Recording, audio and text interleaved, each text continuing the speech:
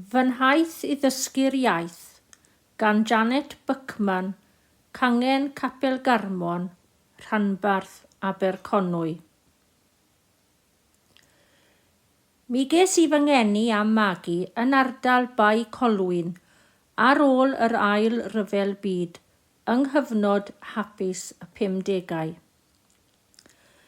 Pan oeddwn i'n 8 oed, symudodd y teulu I fyw Maris. Daeth fy nhad o deulu Cymraeg. Roedden nhw I gyd yn ddwyieithog, yn medru siarad, darllen ac ysgrifennu mewn ffordd ardderchog yn y ddwy iaith. Pan oedd fy mam yn oedoli'n ifanc, daeth ei theulu hi o Loegr I Landrillo yn Rhos. Ond teulu ei nain ar ochr ei mam yn wreiddiol o Sir y Fflint. Pan o'n I adra, Saesneg oedd yr iaith. Ond Cymraeg fyddai nain y taid yn ei siarad pan oedden nhw ar ben eu hunain. O gwmpas Bai Colwyn a Llandudno, mi glywais I bobl yn siarad Cymraeg, ond dim cof o'i clywed yn siarad y Myw Maris. Yn y ddwy ysgol gynraedd, ges I bron dim Cymraeg.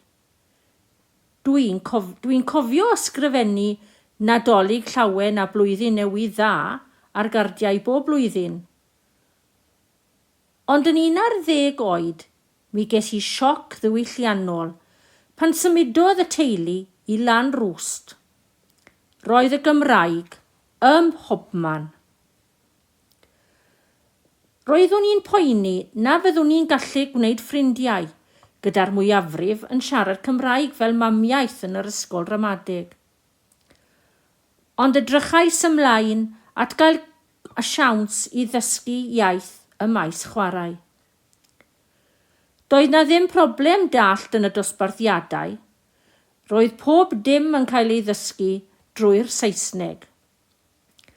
Ond ges I sioc fawr pan es i'r dosbarth Easy Welsh, a phopeth yn cael ei ddysgu drwy'r Gymraeg heb yr un gair o Saesneg. Mi o'n i'n disgwyl gael help, ond na. Dywedodd yr athrawes wrthai, sit there and do something else. A dyna roedd diwedd ar fy ngwersi Cymraeg ar y pryd. Yn 1968, nes I symud I Loegr am flwyddyn I fod, ond aros am 40. Cyn I mi ddod yn ôl I Gymru, penderfynodd fy merch symud yma efo'i theulu ifanc a dewis anfon ei phlant I ysgol Gymraeg mwyn sicrhau eu bod nhw yn medru deall yr iaith. Be allwn ni wneud I helpu'r plant a fi? Yn lwcus iawn newydd I mi ymddeol, a Ben wedi dechrau rhan amser yn ysgol Gapel Garmon. Fe wnes I ddod ar draws cyrsiau Cymraeg. Ges I deimlad da ar ôl edrych arnyn nhw a mwy o obaith na gefais erioed o'r blaen. Roeddwn yn edrych ymlaen bob wythnos at bnawn llun a 4 awr mewn dosbarth yng nghanolfan Pwll Nofio Llandudno. Nes I weithio ar ail hanner cwrs wlpan efo dysgwyr oedd ar yr un lefel a fi. Roedd gen I fantais fawr gan fy mod wedi clywed syniau Cymraeg ers yn ifanc ac yn gwybod sut I ddweud y geiriau. Cefais diwctor ardderchog o'r enw Wawr, yn cefnogi yn ddistaw, awgrymodd I fi fynychu nifer o sesiynau dydd Sadwrn ac ysgol haf yn Fangor. Ar ôl yr haf, ges I sioc pan ddywedodd Gwawr nad oeddwn i'n medru mynd yn ôl i'r dosbarth efo hi, am fod rhaid I mi symud I gwrs uwch. Roeddwn i'n gwybod ei bod hi'n iawn. Diwrnod llawn yn Abergwyn Gregin nes I ddewis, a dechrau gweithio efo popeth Cymraeg un diwrnod yr wythnos.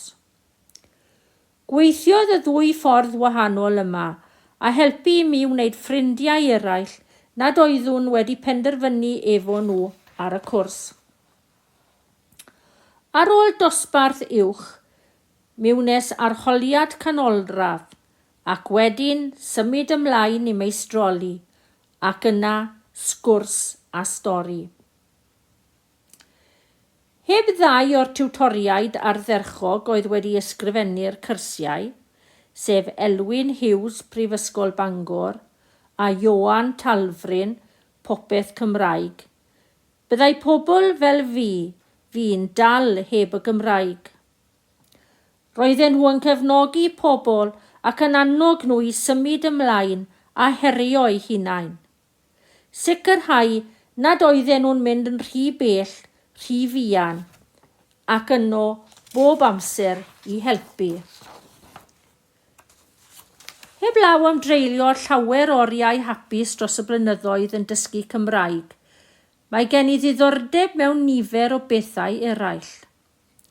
Dwi'n mwynhau bod allan yn yr awyr agored, cerdded ar hyd yr arfordir neu yng nghefn gwlad, mynd i'r theatr I weld drama, dawns a sioeau cerdd. Darllen mewn Saesneg a Chymraeg rwan. Gwrando ar gerddoriaeth glasurol a pop, a'r peth pwysig, cwmni'r teulu. Mae Merched y Wawr yn rhannu rhan bwysig hefyd. Mae aelodau'r gangen yn glen a chroesawgar a ddim yn feirniadol o'r dysgwyr. Dwi'n mwynhau bod yna bob tro. Mae'r gangen yn lwcus hefyd I gael Marian, un sy'n llawn egni a brwdfrydedd.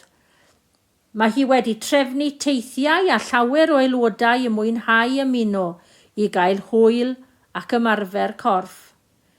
Dwi'n falch o fod yn rhan o rhywbeth Cymraeg yng Nghymru. Dysgwr Disgalir, Lisa Mundle.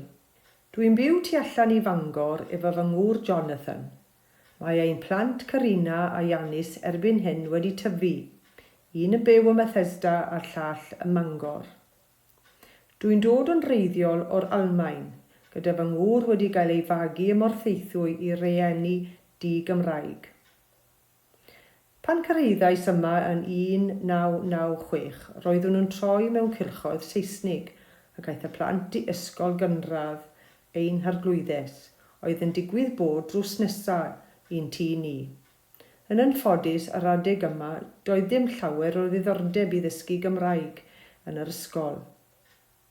Tyfraig llysiau dwi, ac mae gen I ddiddordeb mawr mewn gweithio efo plant a'i dysgu nhw hefyd am sut I dyfu llysiau eu hunain. Yn anffodus, roedd yn anodd iawn cael gwaith yn y maes yma, felly pan penderfynwyd symud ein merch Carina i'r ysgol uwchradd Gymraeg leol, ysgol Tryfan, lle cafodd ei chyflwyno i'r prosiect trochi. Mi welais fod hyn hefyd yn amser da I minne ddechrau dysgu'r iaith. Yn gyntaf oll, mi es I ysgol haf yn y brifysgol yn 2008, ac wedyn ymuno ar cyrsiau wlpan, pellach, uwch a meistroli ar ychydig o gyrsiau ymrywiol eraill. Y peth pwysicaf I mi oedd medru siarad yr iaith, ac ar ôl dim ond 2 wythnos yn yr ysgol haf, ro'n i'n dechrau siarad efo ffrindiau a chymdogion yn Gymraeg. Ers hynny dwi dal I gymryd pob cyfle I siarad yr iaith, a hyd yn oed wedi trefnu sesiynau, sgwrs a garddio I ddysgwyr eraill. Dwi'n falch fy mod wedi dysgu Gymraeg gan fy mod yn deall yr hanes a theimladau'r Cymru yn llawer gwell o fod wedi cyflawni hyn. Ar hyn o bryd, dwi'n weninen brysur ac yn edrych ymlaen at fod yn fwy o ran o Ferched y Wawr.